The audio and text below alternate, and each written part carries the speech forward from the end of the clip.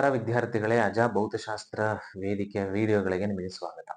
ಇವತ್ತಿನ ವಿಡಿಯೋದಲ್ಲಿ arithmetic progression ಅಥವಾ ಸಿಂಪಲ್ ಆಗಿ ಎಪಿ ಅಂದ್ರೆ ಏನು, ಅದನ್ನ ಭೌತಶಾಸ್ತ್ರದಲ್ಲಿ ಫಿಸಿಕ್ಸ್ ನಲ್ಲಿ ಎಲ್ಲಿ ಯೂಸ್ ಮಾಡ್ತೀವಿ ಅನ್ನೋದನ್ನ ತಿಳ್ಕೊಳ್ಳೋಣ. ಈಗ ನಾನು ಬೋರ್ಡ್ ಮೇಲೆ ಒಂದಷ್ಟು ಸೀಕ್ವೆನ್ಸ್ ಆಫ್ ನಂಬರ್ಸ್ ಗಳನ್ನ ಬರೆದಿದ್ದೇನೆ. ಫಸ್ಟ್ ಸೀಕ್ವೆನ್ಸ್ ಅನ್ನ ಅಬ್ಸರ್ವ್ ಮಾಡಿ. 2 4 6 8 ಇದಂಗೆ ಕಂಟಿನ್ಯೂ ಆದ್ರೆ 10 12 ಈ ತರ ಎಲ್ಲ ಕಂಟಿನ್ಯೂ ಆಗುತ್ತೆ. ಅದೇ ತರ ಆಡ್ ನಂಬರ್ ಸೀರೀಸ್ ಅನ್ನ ಬರೆದಿದ್ದೀನಿ ಇಲ್ಲಿ. 1 3 5 7 ಇದು ಒಂದು ಸೀಕ್ವೆನ್ಸ್ ಆಫ್ ನಂಬರ್ಸ್. ಅದೇ ತರ ಇಲ್ಲಿ ಡಿಕ್ರೀಸಿಂಗ್ ಆರ್ಡರ್ ಅಲ್ಲಿ ನಂಬರ್ಸ್ ಅನ್ನ ಬರೆದಿದ್ದೀನಿ. 10 20 15 10 5 0 ಮತ್ತೆ ಇಲ್ಲಿ ಕಾನ್ಸ್ಟೆಂಟ್ ನಂಬರ್ಸ್ ಗಳನ್ನ ಬರೀತಾ ಹೋಗಿದ್ದೀನಿ. 7 7 7 7 ಅಂತ ಇದೆ. ಈ ಸೀರೀಸ್ ಹೀಗೆ ಕಂಟಿನ್ಯೂ ಕೂಡ ಆಗಬಹುದು. ಇಲ್ಲಿ ನೀವು ಅಬ್ಸರ್ವ್ ಮಾಡಬಹುದು, ಈ ಎಲ್ಲಾ ಸೀಕ್ವೆನ್ಸ್ ಆಫ್ ನಂಬರ್ಸ್ ಗಳಲ್ಲಿ difference between the two consecutive terms ಅಂದ್ರೆ ಒಂದು ನಂಬರ್ ಇಂದ ಅದರ ಇಮಿಡಿಯೇಟ್ ನೆಕ್ಸ್ಟ್ ನಂಬರ್ಗೆ, ಓಕೆ, ಯಾವುದೇ ಎರಡು ಇಮಿಡಿಯೇಟ್ ನೆಕ್ಸ್ಟ್ ನಂಬರ್ಸ್ ಗಳನ್ನ ತಗೊಂಡ್ರೆ ಅಲ್ಲಿ ಡಿಫರೆನ್ಸ್ ಗಳು ಕಾನ್ಸ್ಟೆಂಟ್ ಬರ್ತಾ ಇದೆ. ಸೊ ಈಗ ಇಲ್ಲಿ ಅಬ್ಸರ್ವ್ ಮಾಡಿ, 2ಗೂ 4ಗೂ ಇರುವಂತ ಡಿಫರೆನ್ಸ್ 2, ಮತ್ತೆ 4ಗೆ 6ಗೆ ಇರುವಂತ ಡಿಫರೆನ್ಸ್ ಇಸ್ 2, 6ಗೂ 8ಗೂ ಮತ್ತೆ ಡಿಫರೆನ್ಸ್ ಇಸ್ 2. ಅಂದ್ರೆ difference between immediate numbers, neighbouring numbers in the series ಯಾವಾಗ್ಲೂ ಕಾನ್ಸ್ಟೆಂಟ್ ಆಗಿದೆ. ಎಲ್ಲಾ ಸೀರೀಸ್ ಅಲ್ಲೂ ಅಷ್ಟೇ ನೋಡಿ. ಇಲ್ಲಿಂದ ಇಲ್ಲಿಗೆ ಡಿಫರೆನ್ಸ್ -5 ಇದೆ. ಅಂದ್ರೆ 15 - 20 ಅಂತ ತಗೊಂಡ್ರೆ -5 ಬರುತ್ತೆ. 10 - 15 ಅಂತ ತಗೊಂಡ್ರೆ -5 ಬರುತ್ತೆ. ಇಲ್ಲೂ ಅಷ್ಟೇ -5 ಬರುತ್ತೆ. ಇಲ್ಲಿ ಇನ್ಕ್ರೀಸಿಂಗ್ ಆರ್ಡರ್ ಅಲ್ಲಿ ಬರೆದಿರೋದ್ರಿಂದ 4 - 2 is +2, 6 - 4 is +2, 6 - 8 is also +2. So common difference ಇರುವಂತಹ ಸೀರೀಸ್ ಆಫ್ ನಂಬರ್ಸ್ ಅನ್ನ ನಾವು ಅರ್ಥಮೆಟಿಕ್ ಪ್ರೋಗ್ರೆಷನ್ ಅಥವಾ ಎಪಿ ಅಂತ ತಗೋಬಹುದು. ಸೊ ಎನಿವೆ, ಇಲ್ಲಿ ಕಾಮನ್ ಡಿಫರೆನ್ಸ್ ಎಷ್ಟಿದೆ ಅಂತಂದ್ರೆ ಆ ಕಾಮನ್ ಡಿಫರೆನ್ಸ್ ನ ಡಿ ಅನ್ನುವಂತ ಲೆಟರ್ ಇಂದ ನಾನು ರೆಪ್ರೆಸೆಂಟ್ ಮಾಡ್ತೀನಿ. ಸೊ ಇಲ್ಲಿ ಕಾಮನ್ ಡಿಫರೆನ್ಸ್ ಇಸ್ +2 ಆಗಿದೆ. ಈ ಸೀರೀಸ್ ಅಲ್ಲೂ ಕೂಡ ಕಾಮನ್ ಡಿಫರೆನ್ಸ್ +2 ಆಗಿದೆ. ಅದನ್ನ ನೀವು ಅಬ್ಸರ್ವ್ ಮಾಡಬಹುದು.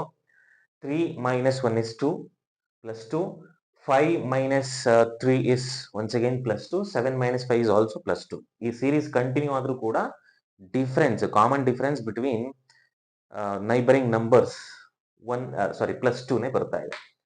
ಸೊ ಇಲ್ಲಿ ಕಾಮನ್ ಡಿಫರೆನ್ಸ್ ಅನ್ನ ಅಬ್ಸರ್ವ್ ಮಾಡಿ, -5 ಇದೆ. Okay, so 15 - 20 -5, 10 - 15 -5 and so on. So common difference -5 ಬರ್ತಾ ಇದೆ. ಬಟ್ ಇಲ್ಲಿ ಕಾಮನ್ ಡಿಫರೆನ್ಸ್ ಕಾನ್ಸ್ಟೆಂಟ್ ಆಗಿದೆ, but that is equal to 0. ನೀವು ಫಸ್ಟ್ ನಂಬರ್ ಇಂದ ಸೆಕೆಂಡ್ ನಂಬರ್ ನ ಸಬ್ಟ್ರಾಕ್ಟ್ ಮಾಡಿ ಅಥವಾ ಸೆಕೆಂಡ್ ನಂಬರ್ ಇಂದ ಫಸ್ಟ್ ನಂಬರ್ ನ ಸಬ್ಟ್ರಾಕ್ಟ್ ಮಾಡಿ, ಕಾಮನ್ ಡಿಫರೆನ್ಸ್ 0 ಅಂತ ಬರ್ತಾ ಇದೆ. ಇಂತಹ ಸೀರೀಸ್ ಗಳನ್ನೇ ನಾವು ಅರ್ಥಮೆಟಿಕ್ ಪ್ರೋಗ್ರೆಷನ್ಸ್ ಅಂತ ಕರೀಬಹುದು. ಇನ್ ಜನರಲ್ ಆಗಿ ಅರ್ಥಮೆಟಿಕ್ ಪ್ರೋಗ್ರೆಷನ್ಸ್ ಅನ್ನ ನಾವು ಬರೆಯೋದಾದ್ರೆ A0, A1, A2, A3 and so on ಅಂತ ಬರೀಬಹುದು. ಇವೆಲ್ಲವೂ ನಂಬರ್ಸ್ ಇನ್ ಅರ್ಥಮೆಟಿಕ್ ಪ್ರೋಗ್ರೆಷನ್. ಓಕೆ, ಈ ಅರ್ಥಮೆಟಿಕ್ ಪ್ರೋಗ್ರೆಷನ್ ಅಲ್ಲಿ an is equal to a0 plus n minus 1 into d ಅಂತ ಬರೆದಿದ್ದೀವಿ. ಇಲ್ಲಿ ಟರ್ಮ್ಸ್ ಗಳು ಆಸ್ ಯೂಶುವಲಿ, ಇಲ್ಲಿ a0 ಅಂದ್ರೆ first term in the series ಅಂತ. a0 is nothing but first term in the series and d is the constant difference. n ಅಂದ್ರೆ nth term ಅಂತ. ಅಂದ್ರೆ ಈ ಫಾರ್ಮುಲಾನ ಯೂಸ್ ಮಾಡಿಕೊಂಡು ಈ ಕೊಟ್ಟಿರುವಂತ ಅರ್ಥಮೆಟಿಕ್ ಪ್ರೋಗ್ರೆಷನ್ ಅಲ್ಲಿ nth ಟರ್ಮ್ ಅನ್ನ ಹೇಗೆ ಕ್ಯಾಲ್ಕುಲೇಟ್ ಮಾಡಬೇಕು. ಈಗ ಫಾರ್ ಎಕ್ಸಾಂಪಲ್ ನಾವು ನೋಡೋದಾದ್ರೆ ಇಲ್ಲೊಂದು ಸೀರೀಸ್ ಅನ್ನ ಎಕ್ಸಾಂಪಲ್ ಆಗಿ ತಗೋತೀನಿ. 1 3 5 7 9 ಅಂತೆಲ್ಲ ಬರ್ತಾ ಹೋಗುತ್ತೆ. ಇಲ್ಲಿ 4 ನಂಬರ್ಸ್ ಗಳಿವೆ. 5ನೇ ನಂಬರ್ ಯಾವುದು ಅಂತ ನಾವು ಫೈಂಡ್ ಔಟ್ ಮಾಡಬೇಕು. 5ನೇ ನಂಬರ್ ಅಂತಂದ್ರೆ n is equal to 5 ಅಂತ ಆಗುತ್ತೆ. ಸೊ ಕಾಮನ್ ಡಿಫರೆನ್ಸ್ ಇಲ್ಲಿ +2 ಅಂತ ನಾವು ಆಲ್ರೆಡಿ ನೋಡಿದ್ದೀವಿ. So there four fifth number ಈ ಸೀರೀಸ್ ನಲ್ಲಿ ಯಾವುದು ಅಂತ ಕೇಳಿದ್ರೆ, ಸೊ ಫಸ್ಟ್ ಟರ್ಮ್ ಯಾವುದು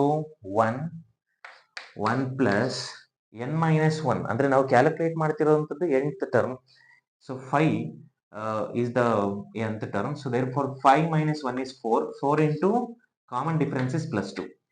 So you will get, ಇದಕ್ಕೆ ಆನ್ಸರ್ ಎಷ್ಟು ಬರುತ್ತೆ ಅಂತಂದ್ರೆ 4 into 2 is 8, 8 plus 1 is 9.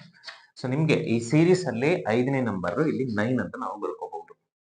So this is a generalised formula to calculate nth term in the arithmetic progression. ಈಗ ಅದೇ ತರ ಡಿಕ್ರೀಸಿಂಗ್ ಆರ್ಡರ್ ಅಲ್ಲಿ ಏನ್ ಮಾಡಬೇಕು, ಜಸ್ಟ್ ಕಾಮನ್ ಡಿಫರೆನ್ಸ್ ಅನ್ನು 5 ಅಂತ ಹಾಕೋಬೇಕಷ್ಟೇ, -5 ಅಂತ. ಅಂದ್ರೆ ಇಲ್ಲಿ ಡಿಕ್ರೀಸಿಂಗ್ ಆರ್ಡರ್ ಇರೋದ್ರಿಂದ ಕಾಮನ್ ಡಿಫರೆನ್ಸ್ ನೆಗೆಟಿವ್ ಬರುತ್ತೆ. ಸೊ ಎನಿವೆ, ಇದರಲ್ಲಿ ಸೇ ಫಾರ್ ಎಕ್ಸಾಂಪಲ್ ಇದು ಫೈನೈಟ್ ಸೀರೀಸ್ ಆಗಿದೆ 20 15 10 5 0 ಅಂದ್ರೆ 1 2 3 4 5 5 ನಂಬರ್ಸ್ಗಳಿದಾವೆ. ಮೂರನೇ ಈ ಸೀರೀಸ್ ಅಲ್ಲಿ ಮೂರನೇ ನಂಬರ್ ಯಾವುದು ಅಂದ್ರೆ ಥರ್ಡ್ ಟರ್ಮ್ ಯಾವುದು ಅಂತ ನೀವು ಜಸ್ಟ್ ಫೈಂಡ್ ಔಟ್ ಮಾಡಬೇಕು ಅಂತಂದ್ರೆ you can use this formula A3 is equal to the first term is 20 plus ns ಅಂದ್ರೆ ನಾನು ಮೂರನೇ ಟರ್ಮ್ ಅನ್ನ ಕ್ಯಾಲ್ಕುಲೇಟ್ ಮಾಡ್ತಿರೋದು, ಸೊ n3 ಆಗುತ್ತೆ. So 3 minus 1 is 2 and common difference is -5. So -5 ಅಂತ ಹಾಕೊಂಡ್ರೆ you will get A3 in the series. Series ಅಲ್ಲಿ ಮೂರನೇ ಟರ್ಮ್ 10 ಸಿಕ್ಬಿಡುತ್ತೆ ನಿಮಗೆ. ಹೇಗೆ 2 into 5 is 10, so -10, so 20 minus 10 is 10 itself. ಈ ತರ ಸಿಗುತ್ತೆ. So this formula is a generalize formula to calculate nth term in the arithmetic progression. Similarly ಇಲ್ಲೊಂದು ಫಾರ್ಮುಲಾವನ್ನು ನಾವು ನೋಡ್ತಾ ಇದ್ದೀವಿ. This will give you sum of all the numbers in the series. ಈಗ ಒಂದು ಸೀರೀಸ್ ಅಲ್ಲಿ n ಟರ್ಮ್ಸ್ ಗಳಿತ್ತು ಅಂತ ತಿಳ್ಕೊಳ್ಳಿ. ಎಲ್ಲಾ ಟರ್ಮ್ಸ್ ಗಳನ್ನ ನಾವು ಆಡ್ ಮಾಡ್ತಾ ಹೋದ್ರೆ ನಮಗೆ sum of the arithmetic progression ಎಷ್ಟು ಸಿಗತ್ತೆ ಅನ್ನೋದನ್ನ ಈ ಫಾರ್ಮುಲಾದಲ್ಲಿ ಕ್ಯಾಲ್ಕುಲೇಟ್ ಮಾಡ್ಬಿಡ್ಬೋದು. ಎರಡು ಫಾರ್ಮುಲಾ ಇದೆ, n/2 2a0 plus n-1 into d, n/2 a0 plus an. a0 is nothing but first term, n ಅಂತಂದ್ರೆ number of terms in the series, d is nothing but common difference. So this is a formula to calculate sum of the arithmetic progression. Let us see ಇವಾಗ physics ಅಲ್ಲಿ ಈ arithmetic progressions ಹೇಗೆ use ಆಗುತ್ತೆ, ಎಲ್ಲಿ use ಮಾಡ್ತೀವಿ ಅನ್ನೋದನ್ನ ನೋಡೋಣ. ಈಗ ಭೌತಶಾಸ್ತ್ರದಲ್ಲಿ ಫಿಸಿಕ್ಸ್ ನಲ್ಲಿ ಈ ಅರ್ಥಮೆಟಿಕ್ ಪ್ರೋಗ್ರೆಷನ್ ನ ಹೇಗೆ ಯೂಸ್ ಮಾಡೋದು ಅಂತ ನೋಡ್ಕೊಳ್ಳೋಣ. ಒಂದು ಸಿಂಪಲ್ ಎಕ್ಸಾಂಪಲ್ ಒಂದಿಗೆ ಹೇಳೋದಾದ್ರೆ, ಯಾವ್ದಾದ್ರೂ ಒಂದು ಕಾರ್ ಅಥವಾ ವೆಹಿಕಲ್ ಅನ್ನ ಕನ್ಸಿಡರ್ ಮಾಡಿ. ಇನಿಷಿಯಲಿ ರೆಸ್ಟ್ ಅಲ್ಲಿ ಇತ್ತು ಅಂತ, ಆದ್ರೆ ಅದರ ಇನಿಷಿಯಲ್ ವೆಲಾಸಿಟಿ 0. ಅದು ಮೂವ್ ಆಗಕ್ಕೆ ಶುರು ಆಗುತ್ತೆ, ಆಕ್ಸಿಲರೇಷನ್ ಕಾನ್ಸ್ಟೆಂಟ್ ಇರುತ್ತೆ. ಆಕ್ಸಿಲರೇಷನ್ ಅನ್ನ 2 m/s² ಅಂತ ಇಟ್ಕೋತೀನಿ. ನಾವು ವೆಲಾಸಿಟಿಯನ್ನ ಹೇಗೆ ಕ್ಯಾಲ್ಕುಲೇಟ್ ಮಾಡೋದು? You can calculate velocity as acceleration multiplied by time. ಈಗ ಬೇರೆ ಬೇರೆ ಟೈಮ್ ಇನ್ಸ್ಟೆನ್ಸ್ ಅಲ್ಲಿ ವೆಲಾಸಿಟಿ ಎಷ್ಟಿತ್ತು ಅಂತ ಕ್ಯಾಲ್ಕುಲೇಟ್ ಮಾಡಿ. ಈಗ at t is equal to 0 ಅಂತ ಕೊಟ್ರೆ ವೆಲಾಸಿಟಿ ಎಷ್ಟಾಗುತ್ತೆ? So velocity at 0 second is also 0 because time 0 ಆಗಿದೆ. ಆಕ್ಸಿಲರೇಷನ್ 2 ಅಂತಾನೆ ಇಟ್ಕೊಂಡ್ರೆ 0 multiplied by 2 is 0. This is nothing but initial velocity. ಈಗ time is equal to 1 second ಅಂತ ಕೊಟ್ರೆ velocity at 1 second is equal to acceleration into time. Time is nothing but 1 second, which is equal to 2 m/s. Similarly, at t is equal to 2, so velocity at second is nothing but acceleration into time. You will get 4 m/s. At t is equal to 3, v3 is equal to 2 into 3, you will get 6 m/s. ಹೀಗೆ ವೆಲಾಸಿಟಿಯ value ಹೋಗ್ತಾನೆ ಹೋಗುತ್ತೆ. So 0 2 4 6 ಇಲ್ಲಿ constant difference ಎಷ್ಟಾಯ್ತು between neighbouring ನಂಬರ್ಸ್ಗಳು ನೋಡಿ. 2 minus 0 is 2 plus 2 means 4 minus 2 is also plus 2, 6 minus 2 is also plus 2. You can guess what is the next velocity over here. So t is equal to 4 seconds ಕೊಟ್ರೆ next velocity ಎಷ್ಟು ಬಂದ್ಬಿಡುತ್ತೆ ನಮಗೆ?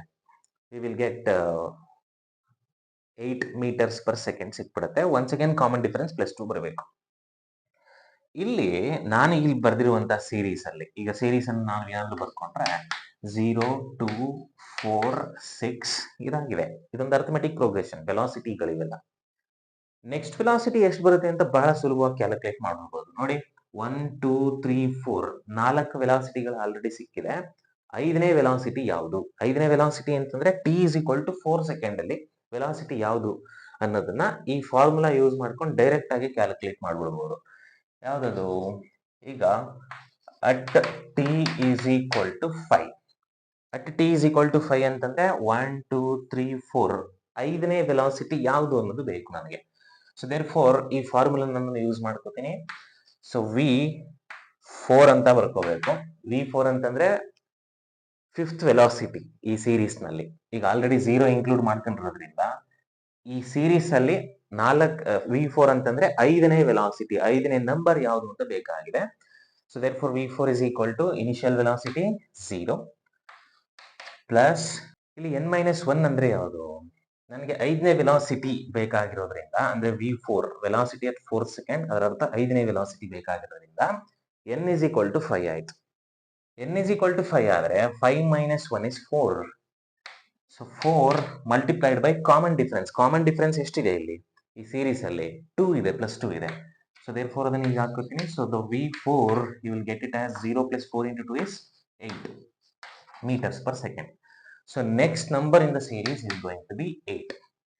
So ಈ ರೀತಿ using this equation arithmetic progression we can calculate velocity of the particle at different velocity of any body in different times if the acceleration is constant.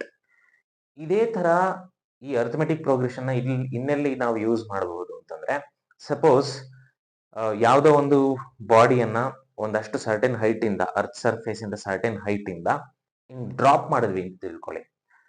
0 ವೆಲಾಸಿಟಿಯಿಂದ fall ಆದ ತಕ್ಷಣ velocity increase ಆಗ್ತಾ ಬರುತ್ತೆ. ಇಲ್ಲೂ ಕೂಡ acceleration constant. How much is acceleration due to gravity? That is 9.8 meter per second square. So ಬೇರೆ ಬೇರೆ time ಅಲ್ಲಿ body ಎಷ್ಟೆಷ್ಟು ವೆಲಾಸಿಟಿಯನ್ನ ಅಟೈನ್ ಆಯಿತು, ಓಕೆ, ಅಥವಾ ಬೇರೆ ಬೇರೆ ಟೈಮ್ ಅಲ್ಲಿ ಬಾಡಿ ಎಷ್ಟು ಡಿಸ್ಟೆನ್ಸ್ ಅನ್ನ ಕವರ್ ಮಾಡ್ತು. Say for example distance covered by the body in first second, distance covered by the body in second. Okay, ಬೇರೆ ಬೇರೆ ಟೈಮ್ ಅಲ್ಲಿ ಬೇರೆ ಬೇರೆ ಡಿಸ್ಟೆನ್ಸ್ ಅನ್ನ ಬಾಡಿ ಫ್ರೀ ಫಾಲ್ ಆಗುವಾಗ ಕವರ್ ಮಾಡುತ್ತೆ. ಇದು ಎಲ್ಲ ಕೂಡ ಅರ್ಥಮೆಟಿಕ್ ಪ್ರೋಗ್ರೆಷನ್ ಯೂಸ್ ಮಾಡಿಕೊಂಡೆ ನಾವು ಕ್ಯಾಲ್ಕುಲೇಟ್ ಮಾಡಬಹುದು.